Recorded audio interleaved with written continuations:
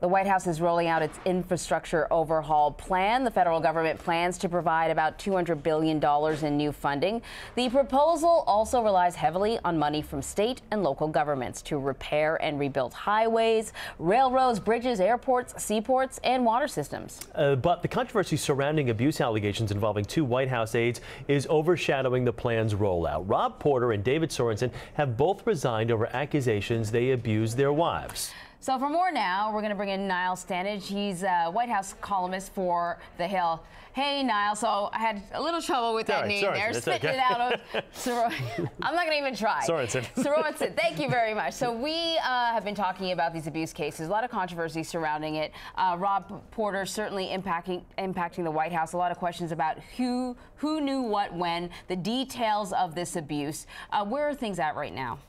Well, one of the issues here, Anne-Marie, is that the White House hasn't really got its story straight.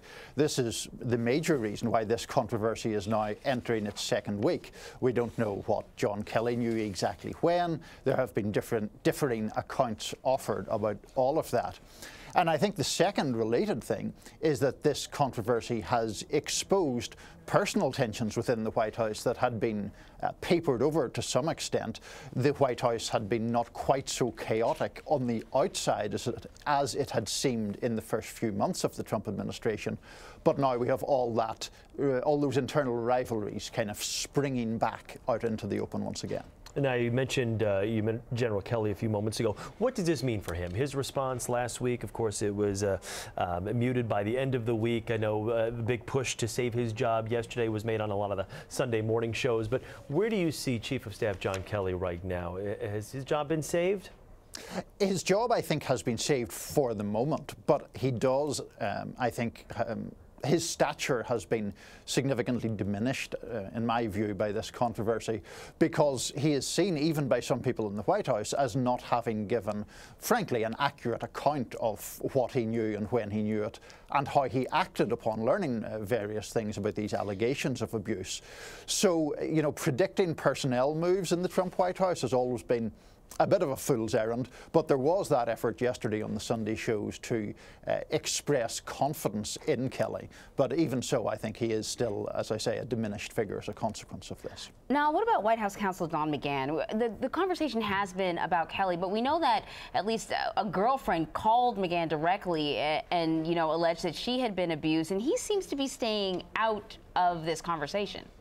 Yeah, and that's really a great question. I'm not, frankly, entirely sure why that is. There are many of these details that you alluded to in your question, suggesting that Don McGahn did know things that it would seem on the surface he should have acted upon. A lot of the concentration has been on Kelly because he's more of a public figure, and also because he has more rivals, I think. You know, more people have various grudges to pick with John Kelly because of personnel moves that he made. But Don McGahn does have genuine questions to answer about this, and we'll see. I mean, there's a White House press briefing later today. We'll see if Sarah Huckabee Sanders tries to clear up any of those elements of confusion. I want to talk to you about the president's infrastructure plan. As we mentioned, $1.5 trillion. It's a lot of money. A lot of that funding, though, would have to come from state and local governments. A lot of states and local governments can't afford a lot of the money that they're talking about here for some of these infrastructure projects. How realistic is this White House proposal? Not very, in the judgment of many people at the state level, and it's simply because the White House is contributing, or proposes to contribute, around $200 billion of that $1.5 trillion figure that you showed earlier. In the judgment of many people at the state and local level, that isn't enough of a sweetener. It still leaves them with a bitter pill to swallow in terms of the costs of this measure. And another thing that is notable, Chris, is that the White House hasn't really provided evidence of where this $200 billion is going to come from. They say that it will come from cuts in other areas of the budget, but in an unspecified way. So that fuels uncertainty, as does the failure to provide a new revenue stream to pay for these needed infrastructure measures. So meanwhile, Congress is about to start focusing on immigration reform. A debate is expected to start later on tonight. It's an open-ended debate, though, which means I don't know how long it could go on for. I mean, does it really mean open-ended, that it could go on for weeks and weeks? And what are some of the hurdles that this legislation may be facing? There are a couple of hurdles. One is simply that the parties have very different priorities when it comes to immigration. Republicans typically stressing border security and curtailing other particular immigration programs. Democrats obviously very much focused on the fate of the so-called dreamers, beneficiaries of DACA.